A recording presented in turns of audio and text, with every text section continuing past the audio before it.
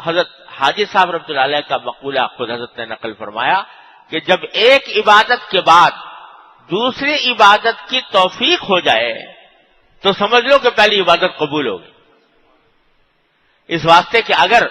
وہ قبول نہ ہوئی ہوتی تو پھر دوبارہ توفیق اللہ تعالیٰ کی طرف سے نہ ملتی۔ اس واسطے یہ ذہن میں جو تخیلات آتے ہیں کہ نماز کے نتیجے میں یہ ہونا چاہیے اور وہ ہونا چاہیے اور فلاں تجلیات نظر آنی چاہیے، فلاں جلوے نظر آنے چاہیے، کشف ہونا چاہیے، الہام ہونا چاہیے وغیرہ وغیرہ، یہ سب محض حجابات ہیں۔ ایک مرتبہ ذہن میں یہ بٹھا لو کہ یہ جو میں قیام کر رہا ہوں، رکوع کر رہا ہوں، سجدہ کر رہا ہوں،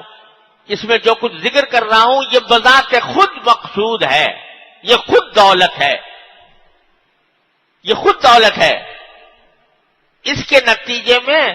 دنیا کے اندر مجھے کسی نتیجے ثمرے کا انتظار نہیں، اس کے ذریعے مجھے اللہ تعالیٰ کا قرب مل رہا ہے، اس کے ذریعے میں اللہ تعالیٰ کے قریب ہو رہا ہوں۔ اور اس قرب کی ایک تو قرآن کریم کی آیت میں دلیل ہے کہ فرمایا کہ سجدہ کرو اور قریب آ جاؤ، اور دوسری طرف نبی کریم صلی اللہ علیہ وسلم نے ایک حدیث قدسی نقل فرمائی ہے کہ اللہ تعالیٰ فرماتے ہیں کہ بندہ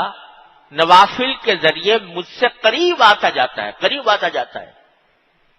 نوافل کے ذریعے، نفلی عبادتوں کے ذریعے میرے قریب آتا جاتا ہے، قریب آتا جاتا ہے، یہاں تک کہ میں اس کی آنکھ بن جاتا ہوں جس سے وہ دیکھتا ہے، میں اس کا ہاتھ پاؤں بن جاتا ہوں جس سے وہ چلتا ہے اور پکڑتا ہے، میں اس کے کان بن جاتا ہوں جس سے وہ سنتا ہے۔ کیا مانا؟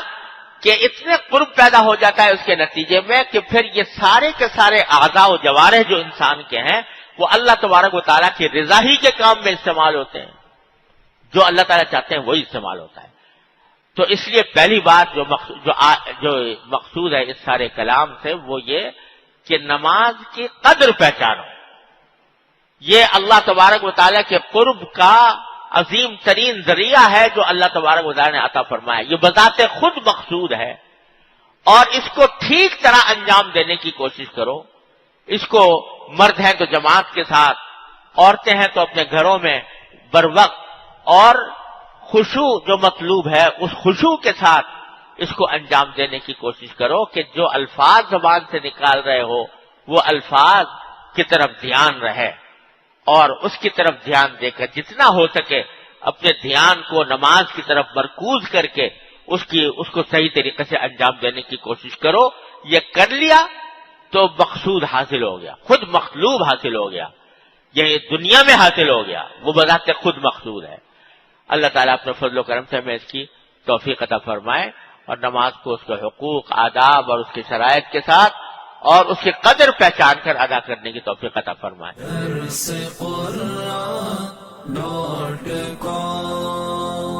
www.darsequran.com